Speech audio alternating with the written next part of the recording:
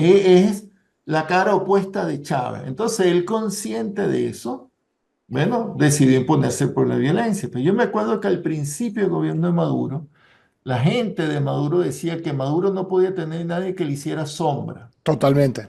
Entonces, había que sacar a todo el gobierno de Chávez. No quedó ninguno del gobierno de Chávez. Bueno, solo dos, tres que están ahí. Y Maduro se rodeó de gente que Chávez había puesto de lado. A los hermanos Rodríguez Chávez los sacó, los sacó y los Por mandó. malandros, por ladrones, por narcotraficantes, por Lo cualquier sacó cosa. y Maduro se rodeó de esta gente, incluso en el ámbito militar, y bueno, han actuado contra Chávez, porque al final lo que han hecho es actuar contra Chávez, solo que se han llevado a medio país por el medio, pues todo el país se lo han llevado por el medio.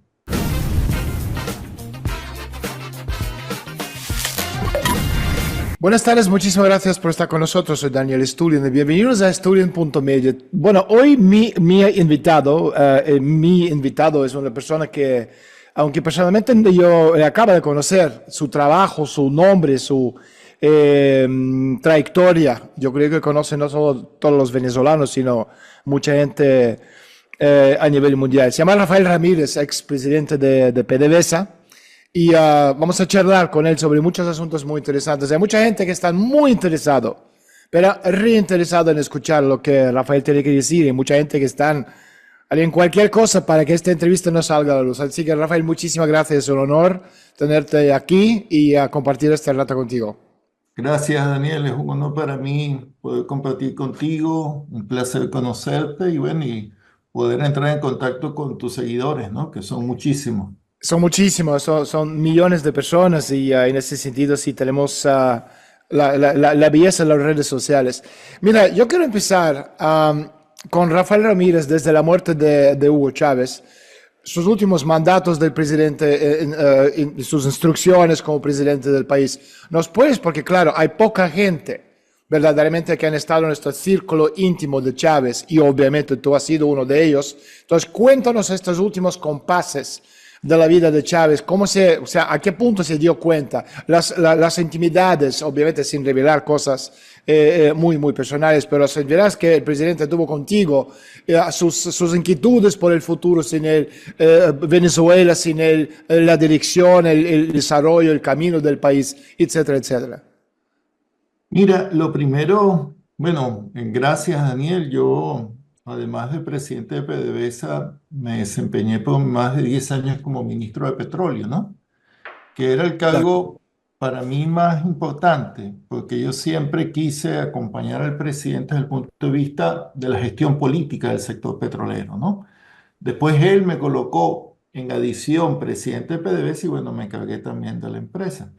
Mira, lo que yo tengo que decirte de esa pregunta tuya es que Chávez no pensaba que iba a morir.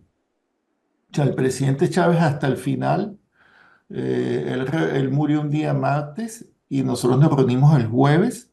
Hasta ese día que nos reunimos con él, el presidente Chávez tenía la firme esperanza de sobrevivir a su enfermedad. Este es un tema que yo no sé si sabes, yo estoy escribiendo un libro sobre toda mi experiencia con Chávez, No, no lo sabía, lo suponía, pero no, no lo sabía. mi testimonio con Chávez, y ahí relato elementos muy específicos de sus últimos días, porque es algo que tiene que investigarse, ¿no? No solamente su muerte, de cómo llegó a ese punto, sino además todas las circunstancias que lo rodearon, ¿no? Pero lo que sí te puedo decir es que Chávez nunca pensó que moriría. Y esto es muy importante porque cuando Chávez dijo que votáramos por Nicolás Maduro, Chávez no es que era un príncipe ni un rey que decía con un dedo, este es mi heredero, no. Él pensaba que sabía que iba a ir a una operación en el mes de diciembre en La Habana, complicada, y lo que estaba bastante seguro es que no iba a poder estar para el 10 de enero, que como indica la Constitución, tiene que juramentarse. Entonces, si en esa situación sobrevenida, en el caso que tengamos que ir a elecciones, entonces aquí está, voten por Nicolás Maduro. ¿Por qué? Bueno, esos son elementos de la discusión, pero estábamos todos los de su gobierno, estábamos ahí. Estaba Giordani, estaba el almirante Molero, estaba yo, así, él no estaba, era la continuidad de su gobierno, se suponía que tenía que ser la continuidad de su gobierno. De tal manera que Chávez en la última reunión seguía dando instrucciones, pues, ¿no? Porque nosotros lo acompañábamos y, bueno, en mi caso particular, yo desde que el presidente Chávez se enfermó, y estuvo mucho tiempo en La Habana. Bueno, nosotros, yo y el equipo económico nos echamos el país encima, pues, ¿no? Porque evidentemente ya desde la misma enfermedad de Chávez, y digo Chávez para darle su peso político específico, el comandante Chávez, el presidente Chávez, todas las fuerzas políticas en el país comenzaron a hacer una especie de reacomodo, ¿no? Se reacomodó eso que siempre se dijo, el chavismo sin Chávez o de la derecha endógena, lo que el general Miguel Rojas habló del nido de alacranes. Pero nosotros estábamos, era con Chávez, nosotros no estábamos haciendo ni grupos ni hipótesis de que Chávez no estuviera, nosotros estábamos apoyándolo, no solamente como, en mi caso, como suministro de petróleo, sino que es la actividad más importante del país, sino como su amigo, pues, o sea, apoyándolo, estando junto a él, apoyándolo en todas las cosas, y mi principal responsabilidad era que el país no se detuviera. Nosotros estábamos gobernando mientras Chávez estaba en Cuba. Nosotros con la producción petrolera, con el ingreso petrolero, con todo esto junto al equipo económico, estaba Giordani, estaba Nelson Merente, bueno, sosteníamos el país caminando, pues, porque sabíamos que nuestro jefe estaba gravemente enfermo, pues, ¿no? Pero ni nosotros ni él, por lo menos nosotros, ese grupo, ni él pensábamos que iba a morir. ¿Pero tú crees que le mataron? Porque claro, si tú lo que estás diciendo, si es una cosa que Chávez está gravemente enfermo, se esconde esta información por razones obvias, ¿no? De la masa social y todo el mundo, bueno, piensa que este está recuperándose, pero el grupo íntimo entiende muy bien que este es el fin.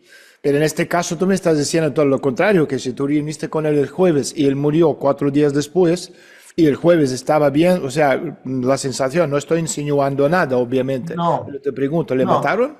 no, quiero ser muy preciso. Estaba muy mal y para todos era claro que algo pasaba, pero pensábamos, y Chávez pensaba que sobreviviría. Ya estaba muy mal. Por eso es que Hay una foto donde él está con sus dos hijas tumbado, muy hinchado, muy eh, hinchado. Entonces, o sea, cualquiera que mira esta foto, yo no sé cuándo se tomó esta foto, no tengo ni idea. Pero sí. solo con mirar esta foto de una persona que no tiene nada que ver, dices, esta persona le queda un telediario. Sí, estaba muy mal, era una especie de fe de vida, porque sabes que comenzaron a decir que él había fallecido en Cuba. Eso es mentira, eso es mentira. Por eso tomó esa foto con el diario Granma para la fecha y era una fe de vida, ¿no? Pero sí, evidentemente tenía todos los efectos de la quimioterapia, de los tratamientos que, bueno, que te produce esos efectos secundarios en el cuerpo, ¿no? Pero el presidente Chávez pensaba que saldría de esta. Por eso lo que te quiero decir es que él no tenía la conciencia, nunca tuvo la conciencia de que estaba muriendo o que moriría. Te lo digo en relación a las decisiones y los Sí. anuncios que hizo. Ya después, ya cuando nosotros lo fuimos a ver, yo estuve en primeros días de enero después de la operación, ya Chávez no podía volver a comunicarse con el pueblo para decir nada, pues sino que entramos a una fase distinta de la enfermedad, una fase que no estaba prevista. Entonces, en fin, todo esto tiene que ver mucho porque hay gente que dice que Chávez dejó a Nicolás Maduro. No es así. Chávez era un revolucionario. Si Chávez hubiera tenido la convicción de que no volvería vivo de Cuba o que moriría, hubiera hecho un proceso distinto, ¿no? Para designar al presidente que lo sustituiría o que sería la cabeza del chavismo. Pero este no fue el caso. Este no fue el caso. Ahora, hay gente, y el madurismo sobre todo, que se ha aprovechado de esa situación donde Chávez no pudo hablar más, donde Chávez no pudo rectificar nada, donde Chávez se dio cuenta al final, que moriría para entonces utilizar un chantaje enorme contra el pueblo venezolano, con el pueblo y con el chavismo diciendo que él es el sucesor de Chávez, que Chávez dijo que fuera, eso no es verdad. El hijo de Chávez, ya me acuerdo. Mira, Yo, te quería preguntar otra cosa, porque se me van sugiriendo, apreciando muchas cosas. Te interrumpo, perdón, pero son cosas que yo creo que son importantes. O sea, en algún momento, o sea, tú como persona, obviamente ser íntimo de Chávez, una persona sumamente inteligente, consciente, tú estás viendo lo que está pasando. Tú en estos momentos de solitud, cuando tú estás solo, no cuando estás los otros chavistas, cuando tú estás solo, tú te sentaste para pensar y dices, este va a morir. ¿Qué hacemos? ¿Qué va a pasar con el país? Este es un desmadre, estos van a hacerse con el país. ¿Qué tengo que hacer yo para salir adelante? Para no que me quiten del medio, porque obviamente el jefe de todo es Chávez, figura enorme, pero Chávez ya no está o no va a estar si lo proyectamos hacia el futuro. Es normal decir, ¿y ahora qué va a pasar? ¿Dónde me quedo yo en esta historia? ¿Con quién me alineo? ¿Sabes? ¿Quién va a ser mi protección a título personal? Exactamente qué línea del partido vamos a seguir, porque tú conoces a toda esa gente. O sea, sí, es pero impensable que un tipo como Maduro o la gente a su entorno pudieran hacerse con el país y sacar el país y llevarlo a un lugar mejor. sí, sí, no, nunca verdaderamente, debo decirte con toda honestidad que nunca pensé así. Nunca, nunca, nunca, nunca. Bueno, porque yo siempre lo que he sido es profundamente chavista. Yo soy un revolucionario, desde los 15 años milito en partidos revolucionarios de izquierda en mi país, de unas posiciones muy firmes. Y yo entré a la política fue para hacer una revolución con Chávez. Lo de Chávez para nosotros fue un milagro, ¿no? Que un líder así surgiera, eso ocurre muy extrañamente, y que luego que avanzara con la propuesta revolucionaria. Entonces yo estaba, era pensando siempre en que Chávez viviera, sobreviviera. Jamás tuve un plan B, en ninguna circunstancia. Ni siquiera cuando estábamos prácticamente contra las cuerdas después del golpe de Estado, el sabotaje petrolero. Yo siempre pensé y estaba convencido que la revolución era teniendo a Chávez como un jefe. Si no, no sería una revolución. Y por eso nunca hice grupo. Mientras todo el mundo en el chavismo estaba más o menos cuadrando sus alianzas, mi alianza era con Chávez, pues, y no pensé, honestamente, no pensé que él fallaría, ni nunca lo conversé con él, o sea, que él faltaría, nunca lo conversé con él.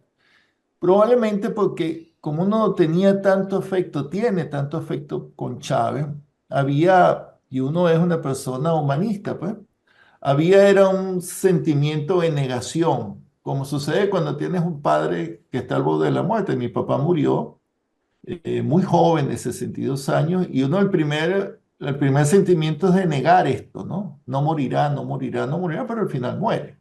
Igual pasó con Chávez, ¿no? En consecuencia, yo siempre estaba en línea, cuadro cerrado con Chávez y jamás, de hecho, nunca lo hice, porque si lo hubiera hecho, yo era el presidente de PDVSA, el ministro de Petróleo.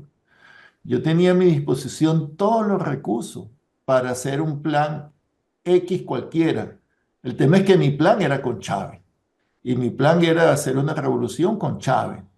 Y bueno, y para todos nosotros, para nuestro grupo de nuestros compañeros, la falta de Chávez fue una pérdida tremenda, pues perdimos al comandante en jefe de la revolución en medio de una batalla, porque apenas íbamos a profundizar la batalla con su presentación del Plan de la Patria del 2012.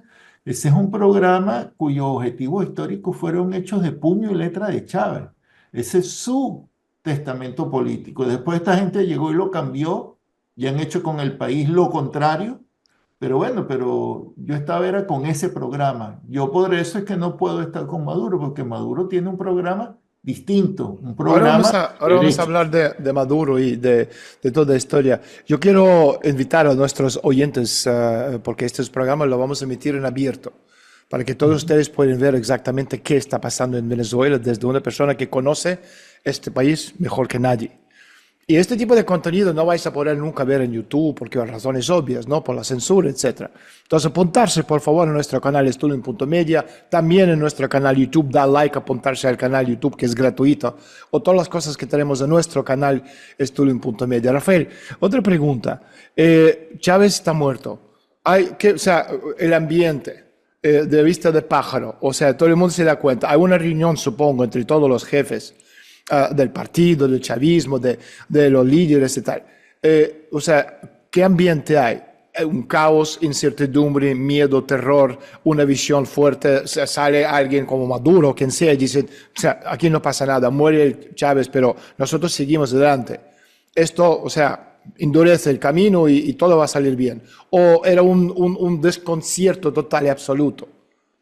Bueno, mira, había una situación donde, por supuesto, nadie podía llenar el vacío de Chávez, ¿no? Porque Chávez no solamente era un líder con mucha autoridad, ganada en todos los años de combate que tuvimos, el golpe, el sabotaje, la desestabilización, él se ganó su puesto de jefe, ¿no? De la revolución, sino además por su tremendo carisma. Entonces, quedamos sin jefe, pues, ¿no?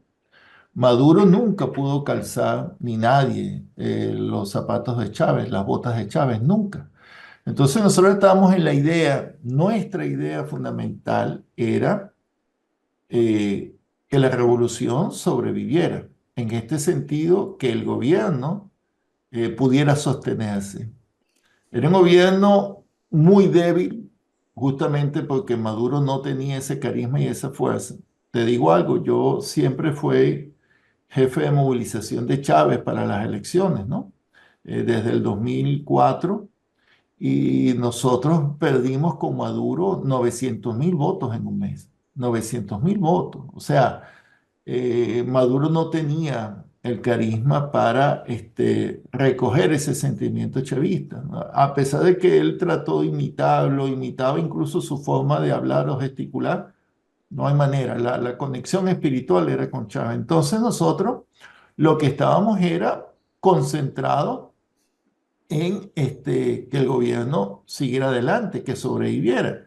Sobre todo porque la derecha, por supuesto, en el país también se dio cuenta que era una oportunidad para ellos y, digamos, tuvieron una reacción violenta, ¿no? Los acontecimientos del 2014, todo eso fueron hechos muy violentos, ¿no? El desconocimiento de los resultados electorales, que aunque fue un resultado muy, muy, muy estrecho, era favorable, ¿no? A la fuerza chavista.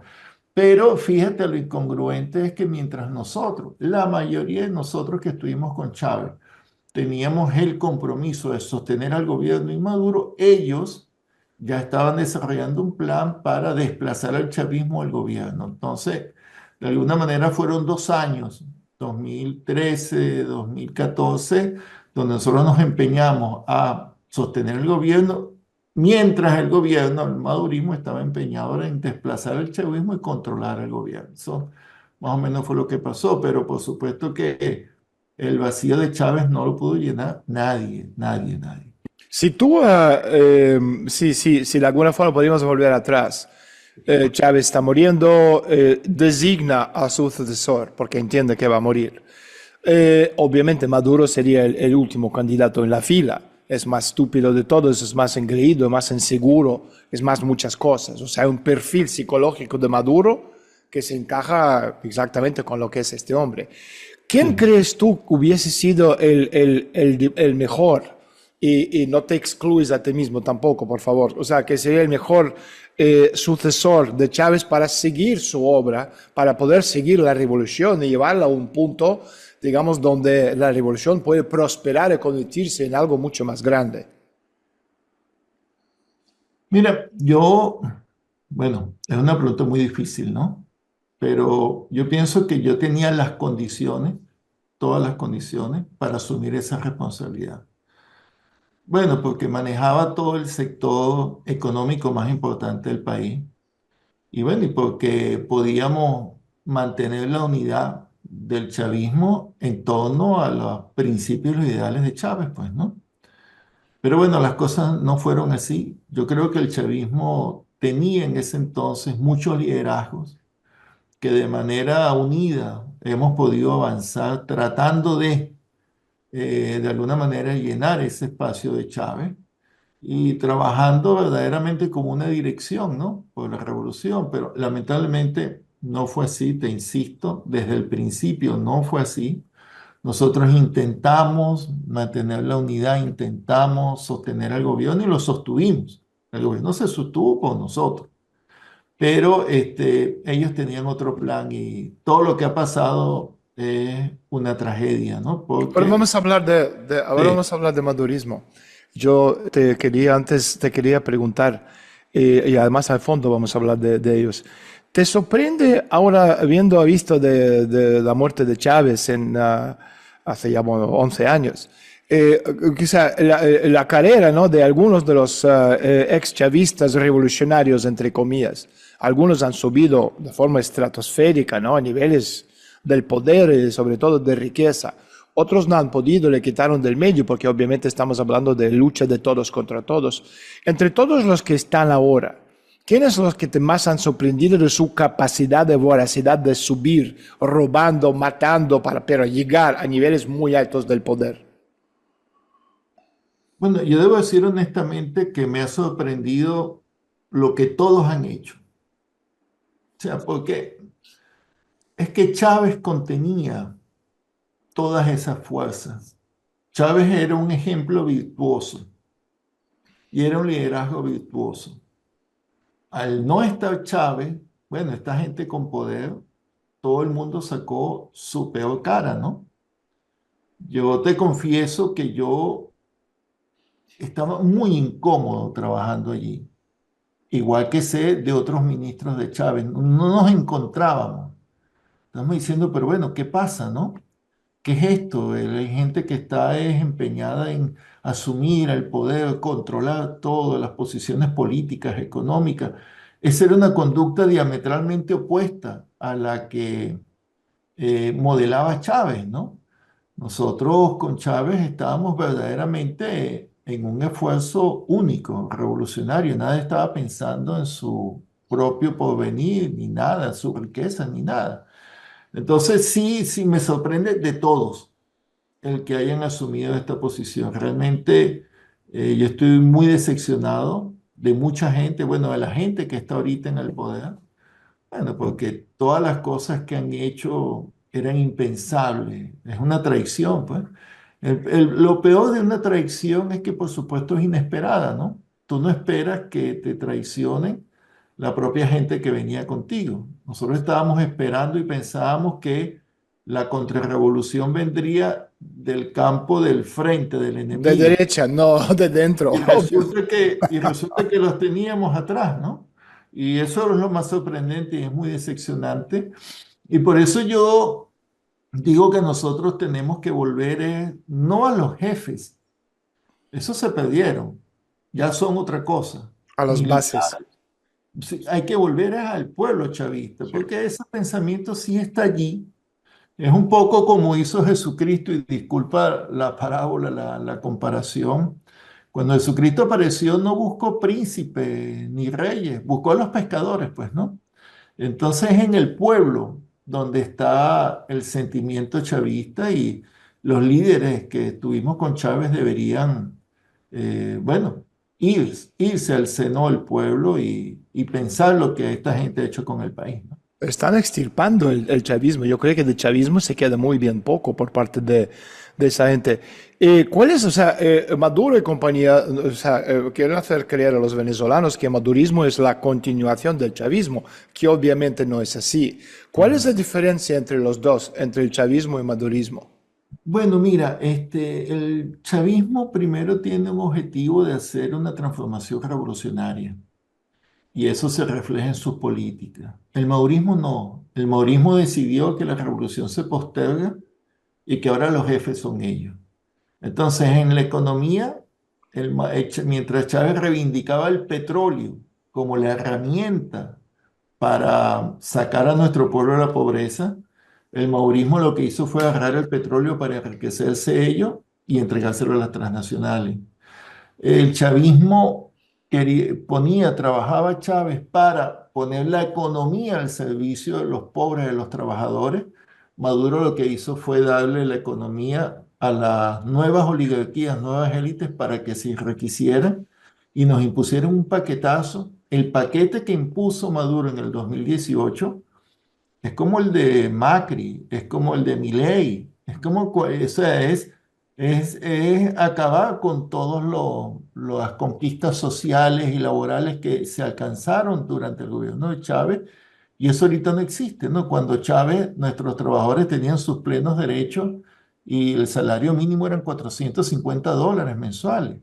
Ahorita los trabajadores no tienen derecho, los salarios no existen, son apenas $3 mensuales. Es decir, Chávez gobernó para el pueblo, Maduro ha gobernado para una nueva élite. Por eso lo que los aplauden son Fede Cámaras y los empresarios y las transnacionales, pero el pueblo no está. El gobierno de Chávez era un gobierno muy popular, creó las misiones sociales, creó el poder popular, le transfirió poder al pueblo. El gobierno de Maduro no, desmanteló todo eso, eso no existe más. O sea, y esto es muy importante decirlo porque hay mucha gente de izquierda en la región que piensa que Maduro es la continuidad de Chávez, que es una revolución. No, es un gobierno absolutamente de derecha, que Es ha un llevado al país totalmente, horrible. totalmente, es un malandro de derecha, con la diferencia que Milei y Macri van cara descubierta y Ah, Maduro exacto, todo lo ¿no? contrario, de forma ladina. Oye, Y, un ¿cuándo se y un- rompe? y un Perdón, elemento importante, disculpa, para terminar de colocar una diferencia tremenda entre Chávez y Maduro, entre el chavismo y el madurismo, es que Chávez no reprimía. Chávez no tenía presos políticos, Chávez no asesinaba gente, Chávez no torturaba. En cambio, el madurismo ha convertido la violación de los derechos humanos en una política de Estado. Y no es que lo digo yo, lo ha dicho las Naciones Unidas, Michelle Bachelet, todos los órganos lo de he las dicho Naciones todos, Unidas. totalmente. Entonces, Oye, eso es una diferencia tremenda, ¿no? Han impuesto un paquetazo, le han impuesto esta situación al pueblo con la violencia. Por eso es que la gente, si cuando Chávez, nuestra gente, participaba en la política, con Maduro la gente ha decidido abandonar el país. Son 7,7 millones que han dejado en una tragedia del pueblo venezolano, han escapado. Estos insensatos dicen que nuestra gente en el Darién está buscando el sueño americano. No es verdad, la gente está buscando cualquier sueño, cualquier futuro. Se van a Perú, se van a Europa, se van a los Estados Unidos, se van a Colombia, se van a donde sea. O sea, Maduro ha hecho el país invivible y eso es una tremenda diferencia respecto a Chávez. Jorge Rodríguez decía que los 7,7 millones han ido del país porque Venezuela es un país libre y la gente tiene derecho de irse donde quieran. Eso es un mala. Yo conozco a esa gente, no tan como tú, pero trabajado. No. Yo escribía los discursos de Delcy cuando estaba de canciller en la ONU. Mm. Unos malandro, pero bueno. Te quería preguntar una cosa. ¿De dónde viene, o sea, esta inseguridad intrínseca de Maduro? Porque es un tipo absolutamente inseguro de sí mismo. Porque no tiene la autoridad, carece de autoridad. Y cuando tú no tienes la autoridad, ¿qué es la autoridad? La autoridad no es el autoritarismo. La autoridad es aquella que te confiere la gente, Es el mandato del pueblo. Ya. que te reconoce tu capacidad, que te reconoce tu asertividad, que no te equivoques. Un líder no se puede equivocar tanto. Que reconozca tus intenciones. Maduro no cuenta con eso. Es la cara opuesta de Chávez. Entonces, él consciente de eso, bueno, decidió imponerse por la violencia. Pero yo me acuerdo que al principio del gobierno de Maduro, la gente de Maduro decía que Maduro no podía tener nadie que le hiciera sombra. Totalmente. Entonces había que sacar a todo el gobierno de Chávez. No quedó ninguno del gobierno de Chávez. Bueno, solo dos, tres que están ahí. Y Maduro se rodeó de gente que Chávez había puesto de lado.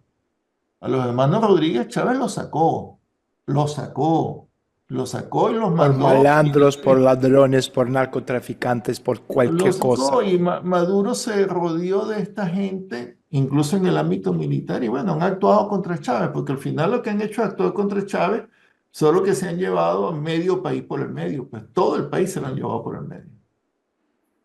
¿Cuándo se rompe la relación de Rafael Ramírez con Maduro y por qué? Mira, desde el mismo 2014, yo era miembro de la Dirección Nacional del PSUV, Sí. Y Maduro me designa, estaba al frente de PDVSA y Maduro me designa como viceministro, vicepresidente de Economía. Ujú. Y yo digo, bueno, si estamos en una situación de que baja el precio del petróleo, que es normal, en los países petroleros siempre estamos acostumbrados a que el precio sube, baja y siempre, no es la primera vez que sucedió en Venezuela. Bueno, pero como no estaba Chávez, entonces yo como vicepresidente económico le hice a Maduro al menos 14 documentos sobre qué hacer con la economía para preservar las conquistas sociales, revolucionarias y manejarnos en esa situación. Maduro lo rechazó todo. Maduro no leía, Maduro no entendía, no quería entender. Y entonces cuando hice un lado al equipo económico de Chávez, cuando me doy cuenta que Maduro tenía otros intereses, otros empresarios, otros asesores que sencillamente, bueno, querían resolver la crisis a favor de esa nueva élite. El tema cambiario nunca lo resolvieron. Le dije que vendiera Citgo, nunca lo hizo porque quería mantener a Citgo y ahora nos las están quitando. Eso era previsible que sucediera. Es decir, un manejo del gobierno absolutamente caótico y con una orientación política de derecha. Su declaración, sus distintas declaraciones y actuaciones a mí me empezaron a provocar una reacción. Cuando a mí me sacan a las Naciones Unidas en el 2015, me doy cuenta que quieren sacarme del país para ellos seguir, entrar a PDVSA. Lo que querían era tener el control de la industria petrolera. Y Claro. bueno, y lo obtuvieron. Entraron con violencia, lo obtuvieron. Pero lo que más me motivó a romper relaciones con el gobierno fue la violencia política en la calle. Porque 130 muertos en el 2017 jamás había sucedido ni cuando Chávez ni en el país. En las Entonces, claro, guarimbas. ellos decían, las manifestaciones son violentas. Es verdad, son violentas. Pero eso no quiere decir que el Estado, son violentas, están violando la ley, pero no quiere decir que el Estado, que es el garante de la Constitución, vaya también a violar la ley y entonces tiene un poder de fuego incomparable, ¿no? Entonces, esa violencia, ese tratamiento de los asuntos políticos en el país, Maduro no fue capaz de concitar un esfuerzo político, no se ejerció la política, que yo reivindico la política con P mayúscula, hablar, entenderse, como siempre hizo Chávez. Mire, es que no pueden decir que es que Chávez no tuvo situaciones peligrosas, nos dieron un golpe de Estado, el sabotaje petrolero, las guarimbas. Los Sí. Estados Unidos nos sancionó en el 2010 y Chávez nunca respondió con violencia. Al contrario, respondió con más política, con más poder al pueblo, con más revolución, con más transformación. Y es una diferencia tremenda. Pues entonces yo he llegado a un punto, sabía que ya las ideas del chavismo no tenían espacio en el gobierno y renuncio en el 2017. Y al mismo instante que renuncié, se desató una campaña en mi contra que yo jamás imaginé que fuera a ser así. Llevado a cabo por Jorge Delcy Rodríguez, esto lo sé yo porque me decía esto Delcy en el año 2015. Yo no te conocía en esta época, me hablaba de ti y me decía, vamos a preparar una campaña, ¿ok? Para defenestrar a Rafael Ramírez. Y yo obviamente te conocía porque llevaba ya 5 años yendo y viniendo a Venezuela. Yo estaba ahí durante las guarimbas en 2017. De hecho, ojo, yo preparé un informe. Este informe lo tenía tanto Padrino López como la gente bueno, Tribunal Supremo de Justicia, Ministro del Interior, donde yo explicaba un año antes de Guarimbas lo que iba a pasar, punto por punto, y cómo iba a llevarlo a cabo. Y este informe, obviamente, lo di a Delcy porque estaba trabajando con ella en esa época. Yo no sé qué ha hecho ella con el informe, seguramente lo había vendido a Estados Unidos a cambio de mucho dinero, pero después cuando llegaron las guarimbas y se desató, como tú estás diciendo, 130 muertos y tal, o sea, esto era absolutamente previsto un año antes. Y los altos mandos militares que yo conocía muy bien, Remigio Ceballos, Padrino López, General Bracho en la época estoy hablando 2010, un poco más allá. O sea, toda esa gente se han hecho absolutamente nada, no levantaron el dedo para cambiar la historia. Te quiero preguntar otra cosa. O sea, petróleo, ¿cuánto dinero ha ganado Venezuela entre 1998 y ahora? Bueno, estás un poco antes porque ahora ya casi no hay petróleo. ¿Y dónde está el dinero? Porque si tú empiezas a calcular, que es un cálculo muy básico, muy sencillo, costo de petróleo tanto cada año, tantos barriles, multiplicas y sumas. Entonces Ujú. estamos hablando de cantidades no irrisorias, de miles y miles y miles y miles de millones, billón de dólares. ¿Dónde está eso? Porque una cosa dice, yo pregunté esto en una conferencia en Caracas. Estaban todos los altos mandos militares y tal. Silencio, o sea, esa gente mirando la cara de la gente, ojos como platos, terror. Porque claro, estoy diciendo, hay tanto, 600, 700 mil millones de dólares solo en petróleo, sin contar los demás recursos. ¿Dónde Ujú. está el dinero? O sea, el país está destruido. No, no me vas a decir, no, tenemos como Arabia Saudita, en Dubái, o en Shanghai, o donde en Shenzhen, donde sea, ciudad inteligente, cosas del siglo XXII. Es que en Venezuela no funciona nada. ¿Dónde Sí, está el dinero? sí, pero fíjate un tema importante. Venezuela funcionaba hasta el 2012, hasta que estaba Chávez. O sea, aquí la gran pregunta es cómo Maduro hizo para acabar con el país que Chávez dejó. Mira, cuando cerramos el 2012, 2013, digamos, para completar ese año, teníamos a PDVSA produciendo 3 millones de barriles diarios de petróleo. El salario mínimo estaba en 450 dólares mensuales. El PIB, nosotros tuvimos crecimiento del PIB desde el 2002, después del sabotaje petrolero, hasta el 2012, pero teníamos un PIB de 300.000 millones de dólares, 360.000 millones de dólares. Teníamos una economía, la pobreza se había abatido, la pobreza se bajó a los niveles mínimos, al 7% la pobreza. Entonces, ese país que fue el que nosotros logramos construir con el ingreso petrolero, ese país que tiene una economía fuerte, se le entregó a Maduro. La gran pregunta es, ¿cómo Maduro destrozó eso? O sea, ¿por qué? O sea, que todo lo es como el rey Midas al revés, todo lo que toca lo ha destruido. Destruyó PDVSA, destruyó la economía social, acabó con las garantías sociales, acabó con las misiones, acabó con todo lo que habíamos hecho. Hoy día Venezuela está en la peor crisis de su historia. Y la gente dice, la gente cree que Maduro está empezando. No, ya Maduro tiene 11 años en el poder y no tiene nada que mostrar. Ahora, desde que en mi gestión, desde el 2002, digamos, que empezó el tema de la plena soberanía petrolera, hasta el 2012, en 10 años, yo ingresé al país 700.000 millones de dólares.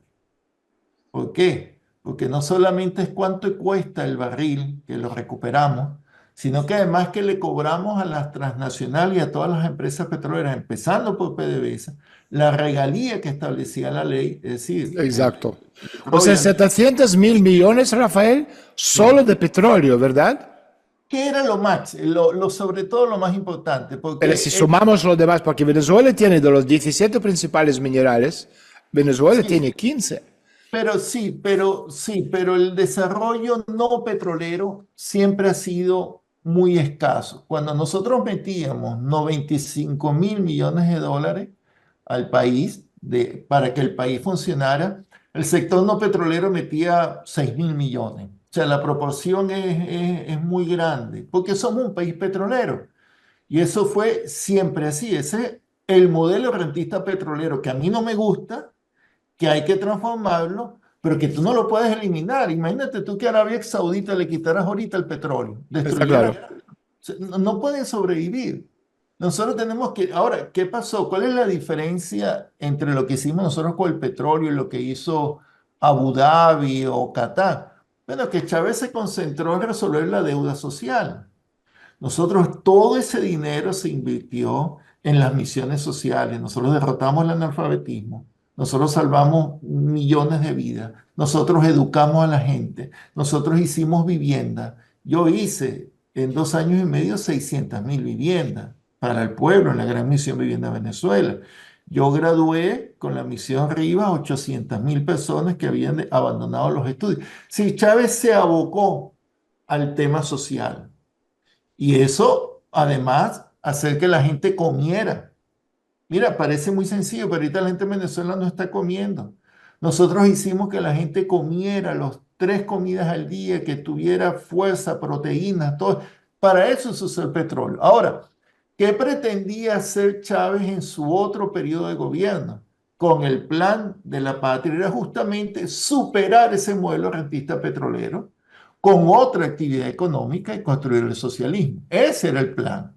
Entonces ahí es cuando muere Chávez y le entrega todo eso. Cuando Chávez dijo que teníamos patria, es que teníamos las bases económicas para dar un salto excepcional. Venezuela era un país que estaba en una ebullición en lo cultural, en lo educativo, en lo económico. A todo el mundo le iba bien. Incluso a los enemigos de la revolución, a todo el mundo le iba bien. Había dinero, había crecimiento, había actividad económica, había integración, se redujo la desigualdad social. Entonces, la gran pregunta es, ¿cómo Maduro destrozó ese país y lo convirtió en lo que está ahorita? O sea, Ellos, ¿cómo ha podido, exacto, cómo ha podido con todo esto? bueno, porque paralizaron todo, saquearon el país, ¿verdad? Y remataron, mira, esto ha sucedido un poco, no sé si puedo hacer esta comparación, cuando cayó la Unión Soviética, que vino el gobierno de Yeltsin, Yeltsin empezó a entregar todas las empresas del Estado a los oligarcas. Exacto. Eso es lo que ha pasado en Venezuela. Se han repartido todas las empresas, entonces las rematan, las venden, no las gestionan bien. Se ha repartido PDVSA. PDVSA no existe más como la conocimos. Menos mal el petróleo está ahí, lo que nos va a permitir recuperarla. Pero la empresa la han vendido en pedazos, la han rematado, se la han repartido a ellos. Y por eso es que tú ves que en Caracas hay una burbuja de una gente que es muy rica, mientras Pero que la que rica, estaba rica destrozada. de niveles que puede competir cualquier rico británico, americano, canadiense, español o italiano. Es lo que pasa en los países donde están los carteles de la droga. Es lo que pasa en esos grandes milagros en algunas ciudades de México o de Colombia. No es el dinero ilegal. Y es lo que pasa en Venezuela. Es el dinero que esta gente se está robando en el petróleo. Es el dinero del saqueo del arco minero, de la venta del oro que han destrozado el arco minero. Nosotros nunca tocamos la zona amazónica nuestra, porque ¿para qué íbamos a destruir? O sea, eso iba contra la esencia de la revolución bolivariana, contra el objetivo histórico número 6 del Plan de la Patria. Ellos hicieron todo lo contrario. Es Rafael, una otra. pregunta, hablando del arco minero.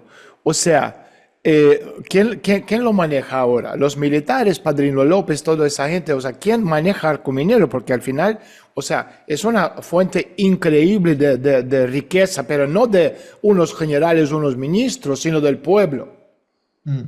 Mira, lo primero que quisiera aclarar, es que tú sabes que Maduro dice que el arco minero siempre fue una idea de Chávez. Eso es mentira. El arco minero que Chávez pensaba no tiene nada que ver con este arco minero. Lo que Chávez decía es que el desarrollo de la faja petrolífera del Orinoco al norte del Orinoco iba a estar respaldado con nuestras instalaciones industriales de Sidón, Benalún, todo esto al sur del río Orinoco. Entonces era un arco. Pero lo que hizo Maduro es que dijo, no, Chávez dijo, y entonces que nos fuéramos a la selva. Y han destrozado eso. Yo fui ministro de Minas. Nosotros decidimos no explotar todos esos minerales que tú dices, porque son áreas muy sensibles desde el punto de vista ambiental, pero además son tierras de los pueblos indígenas. Entonces esta gente se fue allí. Tú me preguntas quién. Yo te digo que hay muchos actores. Hay actores irregulares, hay actores transnacionales, hay empresas chinas, turcas, están los militares. Entonces el Estado no tiene control o han tomado el control de todo ese territorio. Fíjate que en uno de los informes de la misión de determinación de hechos del Consejo de Derechos Humanos se refiere específicamente a la violación de derechos humanos contra los pueblos indígenas en el arco minero. Entonces, ¿quién ordenó eso? Maduro. ¿Qué están haciendo con ese oro? Se lo están llevando al país porque también han vendido hasta las reservas del Banco Central en oro. Es un saqueo, es un saqueo. Eso no Saqueo tiene... un saqueo total. Hay gente, te repito, yo me rompí de forma muy violenta con con Venezuela este año, con temas de las elecciones y tal, y tenía muchos amigos. Yo era asesor del Tribunal Supremo de Justicia, Sala Constitucional, y rompí con muchos de ellos precisamente porque, o sea, el robo, la dictadura, la represión, los asesinatos eran tan flagrantes que yo le decía a esa gente, o sea, hay puntos donde tú ya no puedes mirar por otro lado y tú tienes que tomar partida de lo que está pasando. Pero hay gente gente muy inteligente, que han ido a escuelas muy importantes a nivel mundial. Y te están diciendo, me estaban diciendo, no, es que Maduro está mal asesorado.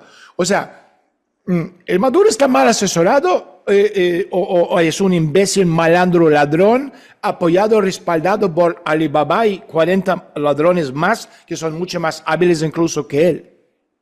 Mira, Maduro sabe exactamente lo que está sucediendo en el país. Maduro tiene el control de todo el país. Maduro y el grupo que gobierna, esa camarilla que gobierna, saben exactamente todo lo que sucede. Todos ellos saben lo que ellos no pueden decir que lo engañaron. No hay manera, porque tienen un control total de la vida política del país, ¿no? Tú no puedes ni siquiera tener información en un celular, en un teléfono, sin que un policía te pare. No puedes salir o entrar al país sin ser investigado. Entonces, él no puede decir que no sabe. Él usa esa excusa, así como usa la excusa de las sanciones norteamericanas. No, chico, hay muchos países como Irán que está sancionado y mira cómo tiene su producción de petróleo. Cuba está bloqueada y mira, bueno, por lo menos hay mucha pobreza, pero producen gasolina, es increíble. No, esto ha sido una mezcla de intereses particulares con una terrible incapacidad y desorden y una flojera, no trabajan. No tienen la rigurosidad del hombre que está gobernando. Mira, Chávez estudiaba, Chávez leía, nosotros trabajábamos con Chávez hasta la madrugada, muchas veces amanecíamos ahí, haciendo cosas, haciendo planes, rindiendo cuentas. Ellos no le rinden cuentas a nadie. Con la excusa del bloqueo hicieron esta ley antibloqueo y no le rinden cuenta a nadie. Desaplican las leyes, lo que sucede en el sector petrolero. Desaplicaron la ley orgánica de hidrocarburos, le entregaron el petróleo a la Chevron, le entregaron el petróleo a otras compañías y eso no permite que el país se recupere.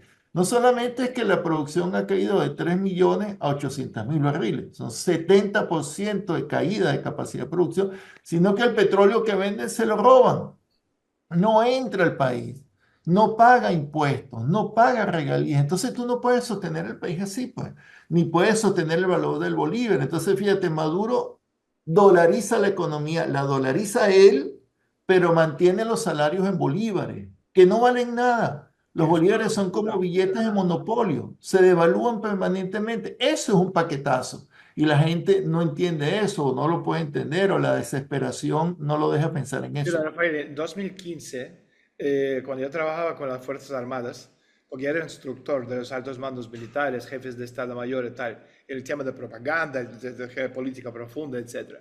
Entonces, me pagaban en dólares, pero equivalente a bolívares. Y en esa época, ¿te acuerdas? Un dólar era 3.000 bolívares.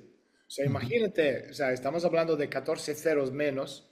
O sea, estamos hablando de una inflación de billones de por cien. Es una locura. Otra cosa que quería preguntar, y ahora vamos a hablar de Alasami y tal. O sea, si tú, por ejemplo, tomas 100 decisiones y verdaderamente estás trabajando a favor de la patria, incluso si tú eres un imbécil, pero tú estás trabajando a favor del país, de los 100 decisiones, como 30, 40, 50 de 100, tienen que estar decisiones bien fundamentadas a favor de la patria. Pero cuando tú Ujú. tomas 100 decisiones y de los Mal. 98 van en contra de los intereses, dices, esto no es mala suerte. O sea, estos son unos malandros. Entonces mi pregunta es, Delcy, Jorge, Tariq Al-Assami antes de que pillaron Díaz Dado, o sea, esa gente, ¿para quién trabajan verdaderamente? Porque es impensable que esa gente son revolucionarios que simplemente les va mal por las sanciones, bloqueo o lo que sea, o mala suerte. No les va mal porque ellos, yo escribí un artículo, mi último artículo se llamaba El poder. ¿Para qué es el poder? Cuando nosotros llegamos con Chávez, ¿para qué es el poder? El poder es para el pueblo. Tú tienes que gobernar para el pueblo. Si tus decisiones no favorecen al pueblo, hazte un lado. No sirve.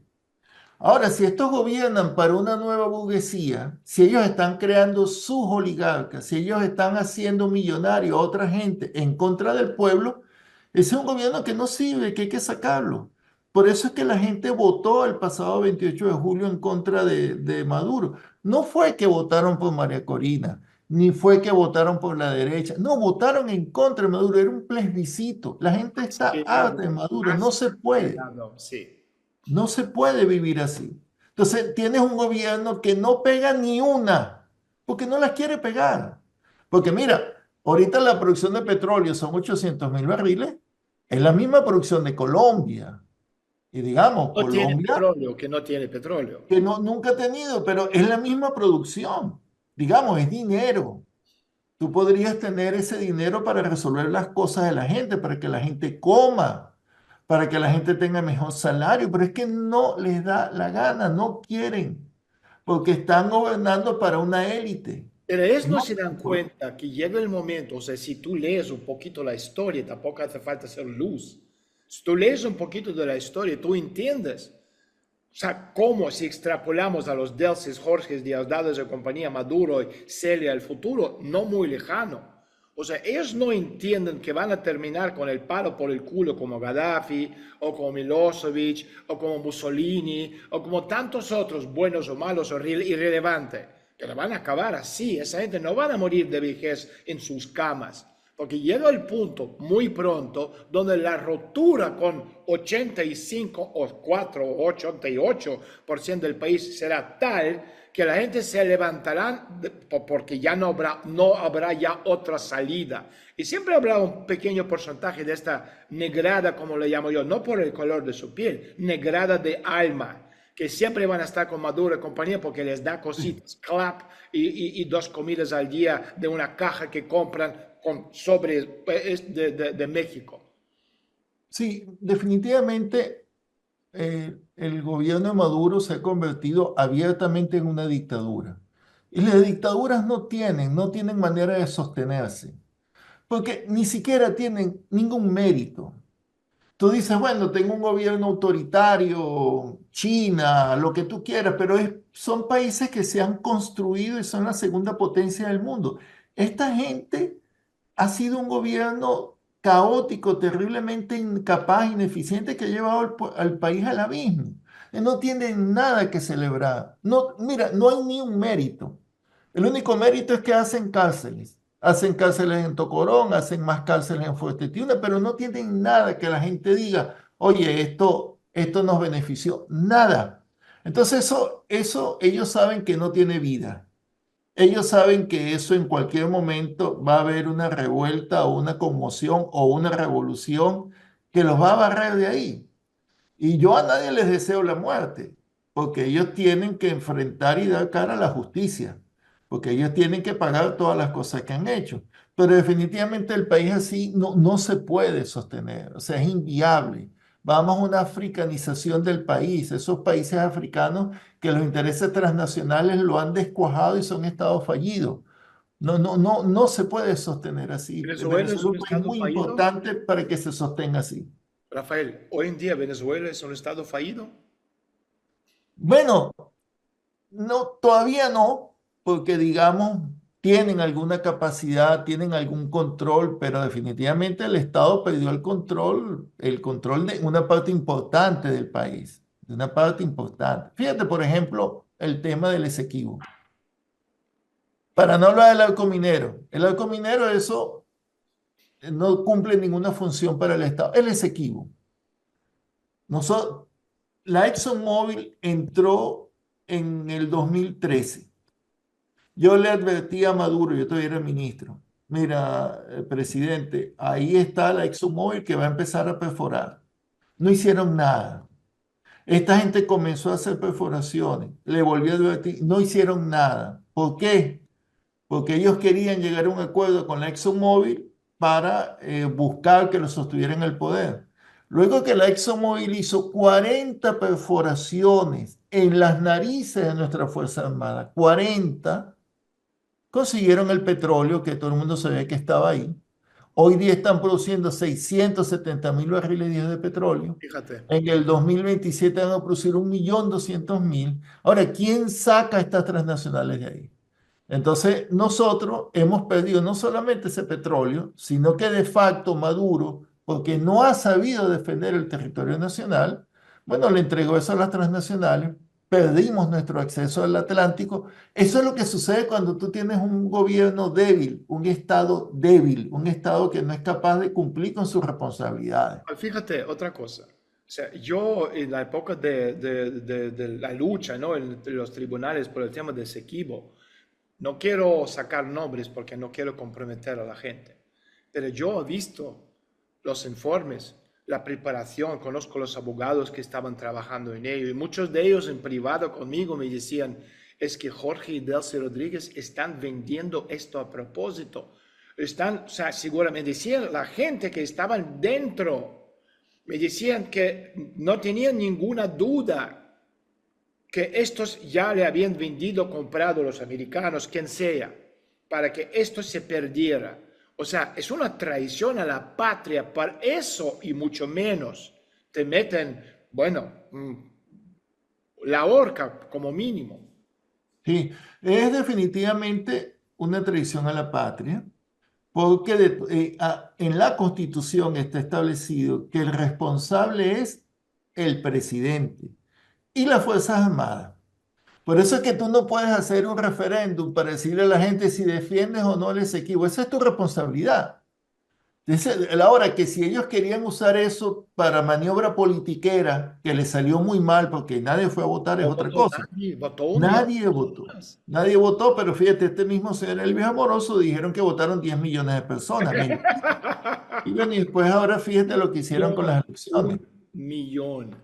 Sí, sí, sí, eso, nosotros nunca pudimos obtener 10 millones de votos ni con Chávez, ni con Chávez. Entonces no me van a decir ahora que ellos movieron 10 millones. Entonces el país va así, ¿ves? Dando tumbos, dando tumbos, dando tumbos, un país debilitado, un país que no tiene legitimidad, nuestra gente escapando, llevándose el petróleo, entregando el oro, así no se sostiene, no, para nada, pues. Oye, ¿tú por qué fuiste de Venezuela? ¿Temías por tu vida? No, yo cuando renuncié, la gente en la ONU estaba muy preocupada. Decía, mira, ten cuidado que Maduro es un tipo violento, los embajadores, ¿no? Y yo entonces decido, no, yo me voy a Venezuela porque yo quiero recorrer el país, explicar, bueno, reconstruir el chavismo, pues si yo siempre reivindico a Chávez.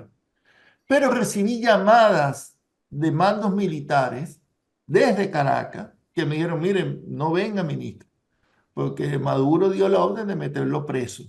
Tan pronto usted aterrice aquí, lo van a meter preso. No va a poder dar ni una declaración. Se lo van a llevar preso como especie llevaron a Rodríguez Torres. Entonces, no venga. Entonces, claro, me vine a Italia. Estos dicen todas las tonterías que dicen de mí, que si yo tengo palacios en Italia, que si vivo en, ¿cómo es el otro sitio? Un sitio en Europa, Mónaco. Esas estupideces. Yo vine a Italia porque la familia de mi esposa es italiana. Toda la familia de mi esposa está aquí. ¿A dónde voy a ir?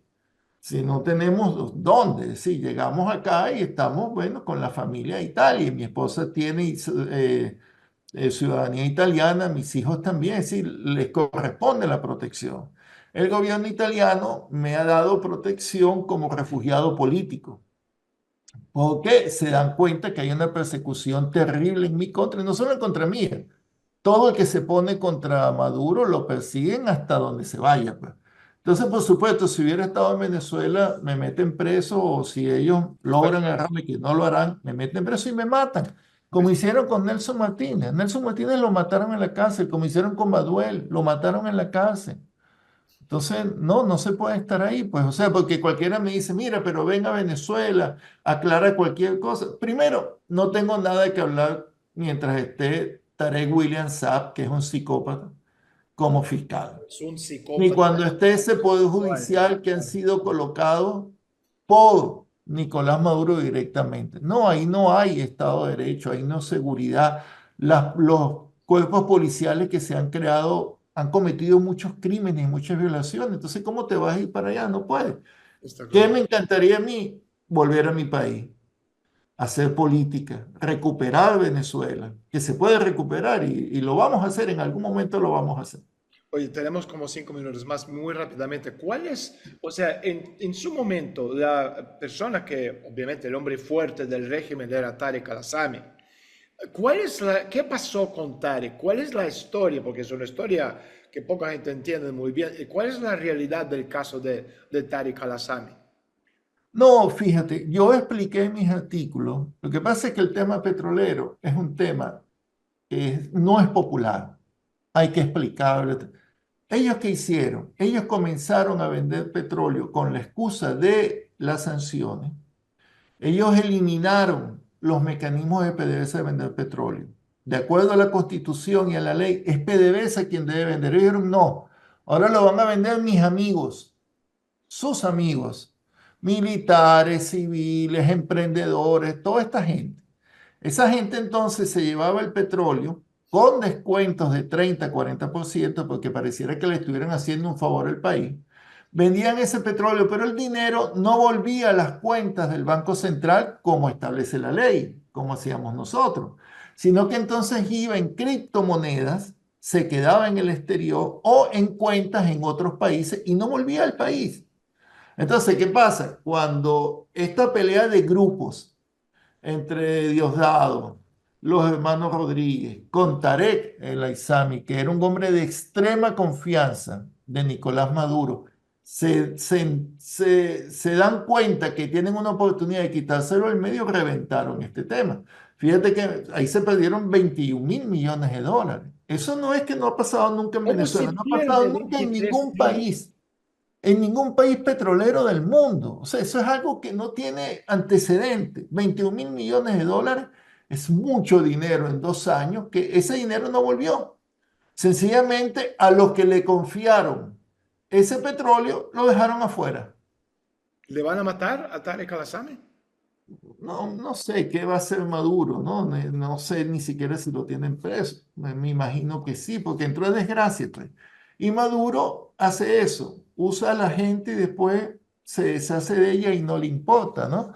Igual pasó con Telechea, es decir, son problemas internos, pero efectivamente ahí hubo un problema. Claro, cuando tú dices, voy a hacer la ley antibloqueo y aquí no se le rinde cuentas a nadie, entonces puede pasar cualquier cosa. Y Maduro está al tanto. Y Delcy Rodríguez está al tanto, porque Delcy era ministra de Finanzas. ¿Cómo es que un ministro de Finanzas se le van a perder 20.000 millones de dólares de las cuentas y no se da cuenta? Yo cuando estaba de ministro de Petróleo, le tenía que rendir cuentas a Chávez toda la semana y a Giordani toda la semana. Todas las semanas nos sentábamos a ver cuánto petróleo había, cuánto se había vendido. Así funciona un país. Entonces me vas a decir ahora que no sabía. Oye, no sé, no sé, me faltan 20.000 millones de dólares y no me di cuenta.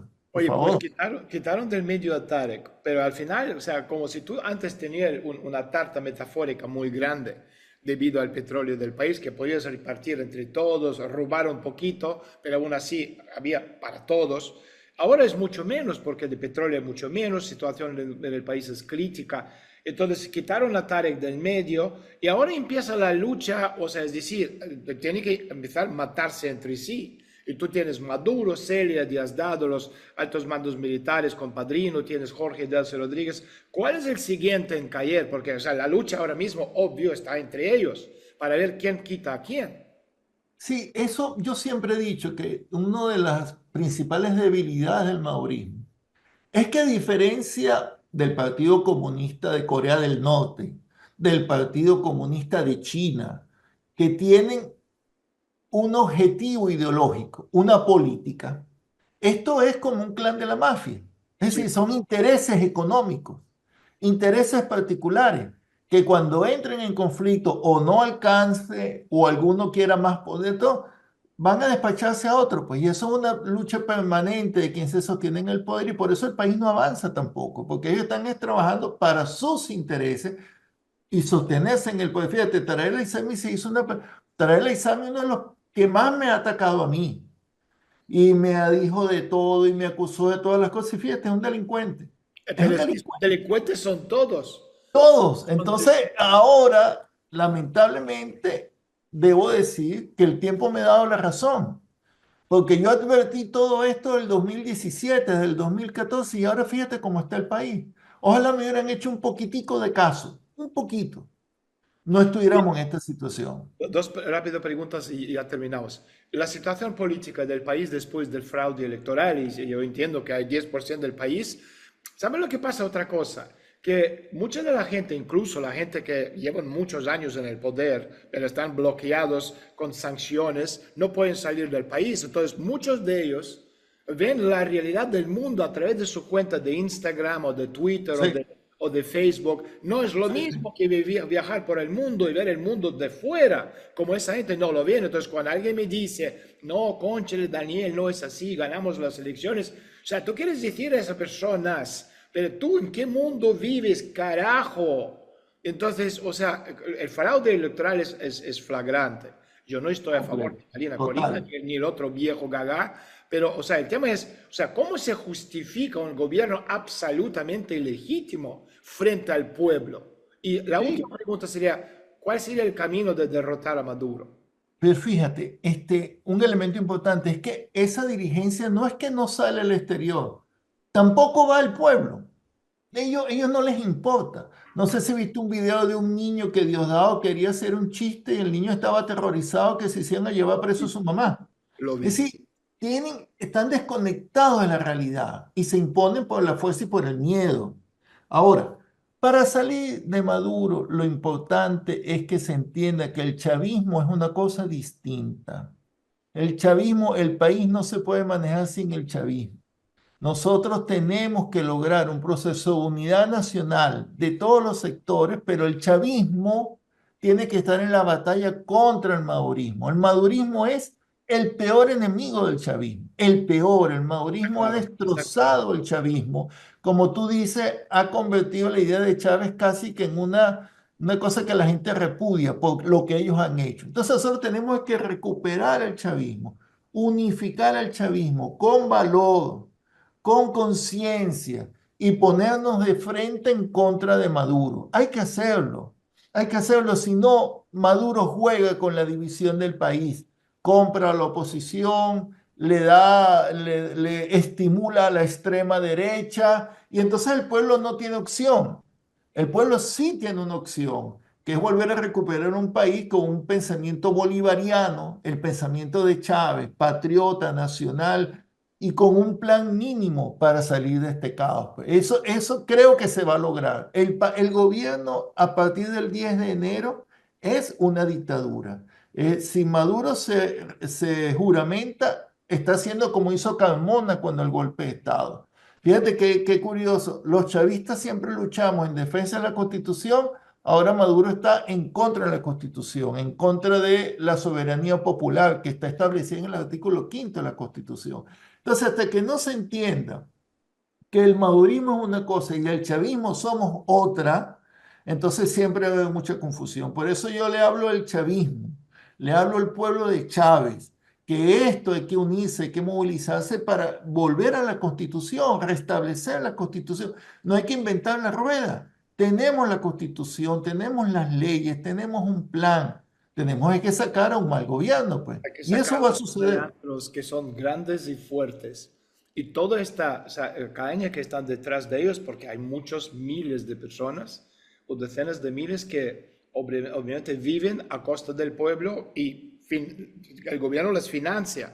Todos esos malandros, los motorizados. O sea, el pueblo tiene miedo porque el pueblo no tiene ninguna forma de luchar contra esto. Entonces, obviamente la forma ideológica es la forma de hacerlo, pero ¿cómo se hace esto a corto plazo? Con el Pero un tema fundamental es el ejército. Yo confío mucho en el ejército, porque Maduro se sostiene por un generalato que se ha corrompido. Está Pero claro. el ejército tiene sus fundamentos bolivarianos y están allí. El ejército es pueblo. Si la gente del pueblo está pasando necesidades, los mandos medios y bajos también. ¿Tú crees Por que el eso ejército a es mí me capaz? decía a mí me decía José Vicente siempre, Rafael, en política lo más peligroso es lo que no se ve a simple vista. Eso están dando. Lo que hay es que darle un cauce adecuado para que no salgan votando por la extrema derecha, sino votando por una propuesta que sea sostenible y que nos permita volver a tener, bueno, un plan del país y recuperar esto. Hay que recuperarlo urgentemente, pues. ¿Tú crees que algún capitán ahí, tipo Chávez, en las Fuerzas Armadas, capaz de levantarse y llevar consigo el ejército de liberación contra la dictadura de Maduro? Creo que sí. Y eso, por eso es que Maduro le tiene terror al ejército y por eso es que reprimen, persiguen, pero eso en cualquier momento y pasa algo, eso no lo pueden evitar, eso no lo pueden evitar. No Que así- tienen nada que ofrecerle a la gente. No, esto está claro. Rafael Ramírez, muchísimas gracias, un fuerte abrazo. Ha sido A ti, maravilloso estar contigo. gracias, fuerte Venga, abrazo. chao, adiós.